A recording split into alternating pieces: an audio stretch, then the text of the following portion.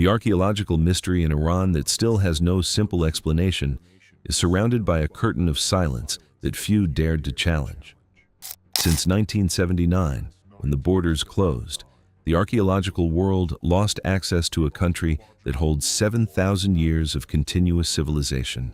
7 millennia. More than Egypt, more than Sumer, more than any culture you learned about. But Iranian discoveries disappeared from the books. The artifacts remained scattered in museums around the world, from Tehran to Paris, and no one has the complete picture. It's like trying to assemble a puzzle with pieces divided between continents. And there, in that sealed archive, there are 6 geographic points that shouldn't be connected, but they are. 6 mysteries that science cannot explain in simple terms. Start in the north, where the Elburz mountain range crashes against the sky. Damavand, 5,610 meters above sea level. The highest point in the Middle East, visible for hundreds of kilometers. Geologists call it dormant. No eruptions recorded in history. But the volcano breathes. Fumarolas expel sulfur with such intensity that satellites detect it. Thermal springs in nearby villages are heated to 65 degrees. The water smells of hydrogen sulfide so strong that it's impossible to bring your face close. Local shepherds swear they saw smoke rising from the peak at night. Scientists say it's gases. The shepherds shake their heads. No, it's breath. And here's the problem. The Persian epic Shahnameh, written by poet Ferdowsi 1,000 years ago, describes exactly this. Inside Damavand is imprisoned Zahak, a 3-headed serpent. For 1,000 years, the monster ruled, demanding daily human sacrifices. A blacksmith led a rebellion. A hero defeated the dragon. But killing Zahak was forbidden by heaven, so they chained it to a rock inside the mountain. And since then, a foul stench rises from there. It's a myth written in a poem. But scientists detect beneath Damavand a heated magmatic body that never cooled. In July of 2007, the fumarolas were expelling sulfur with such intensity that it was recorded by instruments hundreds of kilometers away. Volcanologists confirm Damavand is potentially active. It hasn't gone extinct. It's waiting. And the question that no one asks is, what exactly is it waiting for? 400 kilometers to the south, in the heart of the plateau, lies Tepsialk, a suburb of Kashan. Small clay mounds that no one would notice passing by. Children play football a few meters from skeletons that are 7,500 years old. In 1933, French archaeologist Roman Gershman dug beneath these mounds and found something that turned history on its head. 14 meters of continuous cultural layers, 6 complete periods of civilization. The oldest layers date to 5,500 years before our era. Painted pottery without parallel. A wall of bricks 170 centimeters in height. 2 temple ziggurats dating back to 3,000 years before our era. But here comes the impossible. They found obsidian, volcanic glass sharper than a scalpel.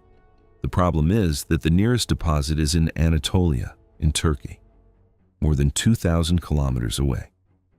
Through mountains, deserts, territories without roads, and without wheeled transport. Who brought this? Why?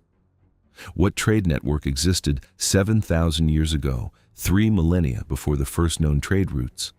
Archaeologists found an entire neighborhood of metallurgists. Copperwork already appeared. Ceramics with snakes, bulls, leopards, human scenes. The potter's wheel around 3,500 years before our era. But the artifacts are scattered around the world. No one sees the complete picture.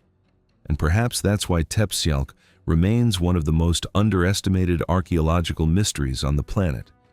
7,000 years of civilization hidden beneath the hills of a suburb, while children play ball on skeletons older than the pyramids. 15 kilometers southeast of Yazd are structures that give chills, towers of silence, dakmas, round towers of stone without a roof, 6 meters high, walls of bricks perfectly arranged in a circle.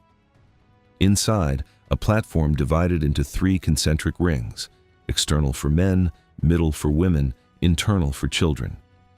In the center, a deep well. Zoroastrians believed that a dead body was impure. It could not go to the earth or to fire, sacred substances. The only way out was to surrender it to the sky. Bodies were placed on the platform. Vultures did the work in 20 to 30 minutes. The stripped bones fell into the central well. Disturbing, no doubt. But the geometry of these towers is suspiciously perfect.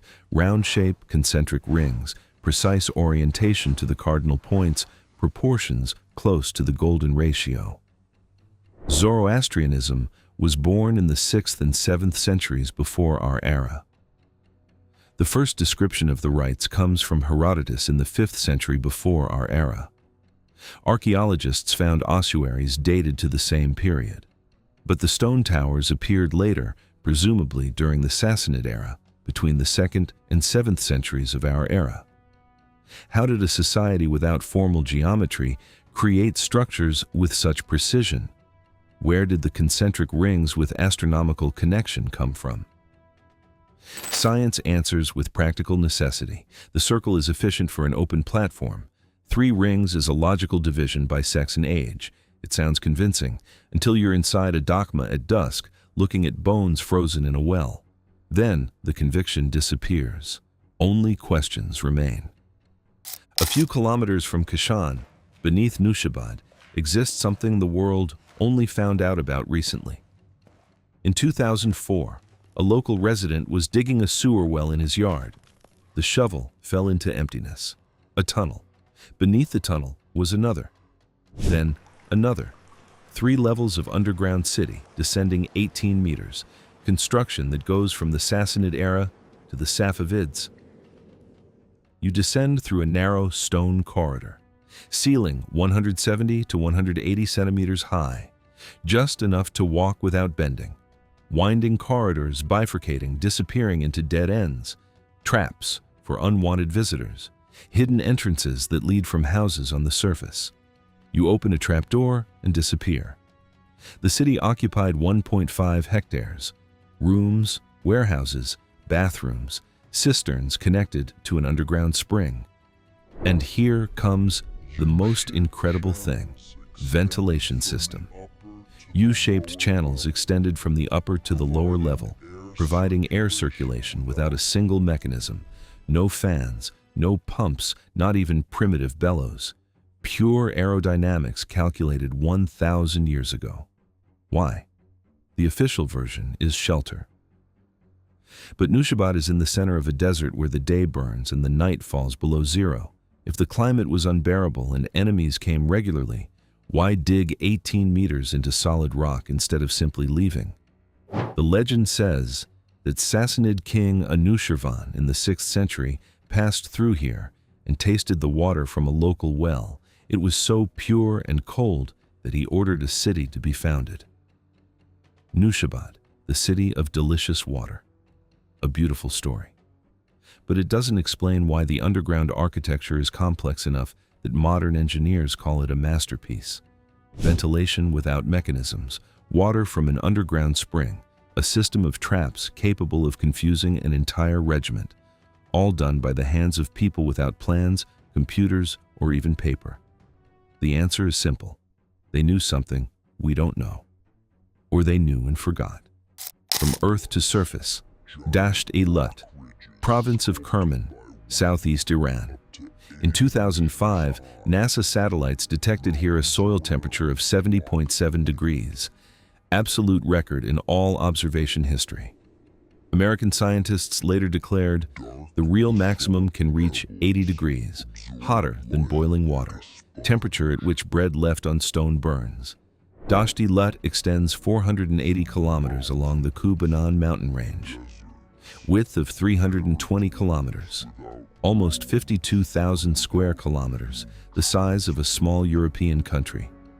The central zone, Gandambarian, burned wheat, 500 kilometers of absolute sterility. Not even bacteria survive. The only place on Earth where biological life is completely absent. Dark basalt pebbles absorb light like a sponge. Mountains around block the wind. The air doesn't move. Heat accumulates like in an oven. But Dasht-i-Lut is not just heat. Kalut's, giant rock ridges sculpted by wind up to 80 meters high. Sand dunes, some of the highest on the planet. Salt plains, karst sinkholes, and wolves that roam at night when the temperature drops. A documentarian passed through there with a thermometer in hand. His verdict: exposed skin burns in 2 minutes, rocks impossible to hold. Pressure in ears rises to the pain threshold. Just 8 kilometers away, in the Strait of Hormuz, there is the perfect counterpart, Hormuz. 42 kilometers of geological insanity. They call it the Rainbow Island. It's not a metaphor. The soil has up to 80 tones: red, orange, purple, pink, yellow, silver, black. Hills as if painted by a crazy artist. Rainbow Valley, Red Beach, Salt Mountain, Crystal Caves, volcanic origin, maximum height 186 meters. In 2008, they created the world's largest soil carpet here. 100 square meters in 70 tones. Red soil from Gilak is used as seasoning. When it rains, water flows down the hills in bright red. Flows look like blood. Marco Polo in 1290 wrote, "Great heat here. Sun burns strongly." Athanasius Nikitin in 1475 confirmed man would be burned. Geologists explain it by the abundance of minerals: iron oxide, sulfur, copper. Volcanic activity millions of years ago threw the entire periodic table onto the surface. But the local inhabitants have another version. They say it's earth burned by celestial weapons. What weapon? There is no answer. Geological traces look like fusion, science explains. But on an island where soil has 80 colors and rains are the color of blood, scientific explanations sound too neat. West of Iran, Zagros Mountains, Lorestan Province, bare, rocky slopes. Archaeologists found petroglyphs whose age is estimated between 4,000 and 40,000 years, 40 millennia. They are older than the caves of Altamira, older than any known rock art in Europe. Mohammed Nasserifard discovered a cluster of petroglyphs in the Hamain region, drawings in ochre and black pigment, carved with stone and bone tools. More than 50,000 petroglyphs have been found in Iran. 88% are goats and sheep, hunting scenes, figures with bows, abstract symbols. Some contain pictograms that later became Elamite writing, one of the oldest writing systems in history. But what attracted attention was different. In Taimara, they found the image of a 6-legged creature 14 centimeters tall, partially human, partially insect. Entomologists determined praying mantis. But a praying mantis with human features, with objects in its hands resembling round discs. Nasserifard proposed a hypothesis that caused a stir. Petroglyphs from Iran are suspiciously similar to those found in South America and California. Same themes, same style, tens of thousands of kilometers apart. Coincidence? Parallel evolution of artistic thought? Or evidence of contacts that official history categorically denies? There are figures that don't fit into any category. Humanoid silhouettes with disproportionately large heads in clothes that don't resemble anything from an ancient wardrobe. Ufologists shout spacesuits. Archaeologists answer ritual masks. Who is right? Unknown. But 10,000 years ago, someone found it necessary to carve these figures into stone. Not for beauty in the Zagros Mountains, there are no spectators. For memory, for warning, or for a message to those who would come later. For us, 6 stops, 6 epochs. What unites them? Damavand, a volcano that officially sleeps but breathes sulfur and guards a 3-headed dragon. Tepsial, a settlement 3,000 years older than the pyramids with obsidian delivered 2,000 kilometers by unknown method. Towers of silence with geometry that shouldn't exist in the 6th century before our era. Nushabad, an underground city with ventilation working 1,000 years without a mechanism. Dasht-i-Lut and Hormuz, desert where earth melts, an island where soil has 80 colors. Petroglyphs of Zagros, drawings up to 40,000 years old, showing figures that don't look human or animal. All these points lie in the territory of one country, a country that hasn't allowed archaeologists in for almost half a century, a country whose discoveries change textbooks but appear in small print. What if Iran is not just a state on a map, but a laboratory, a testing ground for a civilization that knew more than we think? Why did they close access? What else lies beneath these sands, these hills, these volcanoes? Damavand, Tepsialk, Towers of Silence, Nushabad, Dashti Lut, petroglyphs of Zagros. 6 points on a map that shouldn't be in one place, but they are here, and they are waiting.